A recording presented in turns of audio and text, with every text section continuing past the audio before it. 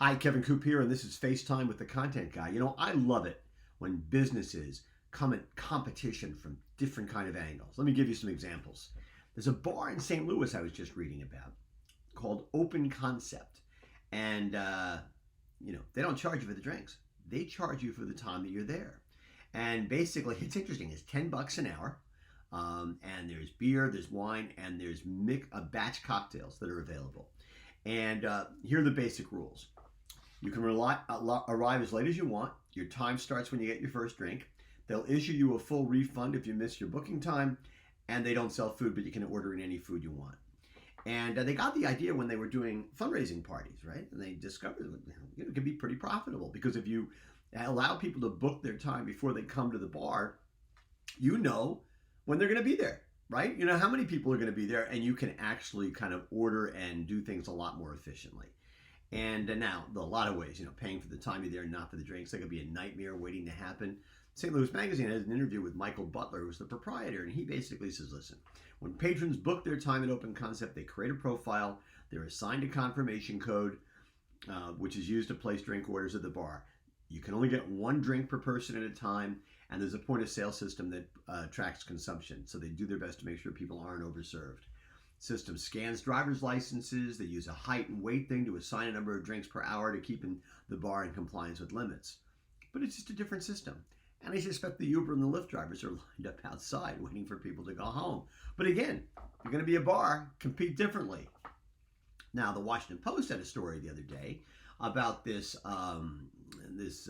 wine store in upscale Clifton, Virginia, called the Wine Attic. And basically, they're small, right? They're just a tiny fraction of the kind of space that would be given to wine at a place like, say, Total Wine. But it's owned by a couple, and their name is Juan and Renee Navarro, and basically said they're selling themselves, right? As much as they're selling wine, they're selling themselves. One of them is always there, and their goal is to know their customers as well as possible.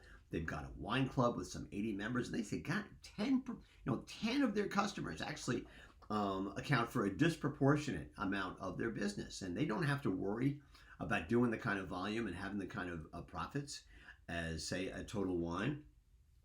But they're using basically the Moneyball strategy.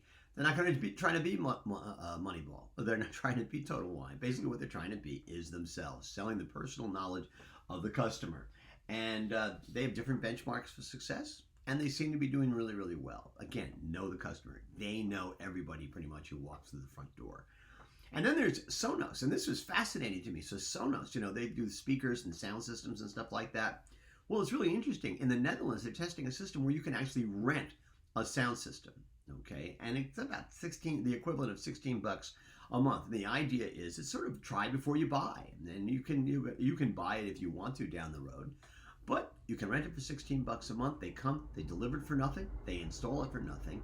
And basically what they're trying to do is create a differential advantage between them and everybody else who's in the sound system business. And there's a lot of companies out there that are trying to get a piece of that business. They're trying to kind of lower the barrier of entry. What they're trying to really do is reduce friction, right? Reducing friction, knowing your customers, changing the rules of engagement. These are all great ways for retailers to come at the marketplace if they're going to compete. And at a time when there's a lot more competition than ever, it's coming from brick and mortar, it's coming from e-commerce, you got to differentiate yourself. Somehow, these are three retailers that seem to be doing a really good job of it. Anyway, that's what's on my mind this morning. And as always, I want to hear what's on your mind.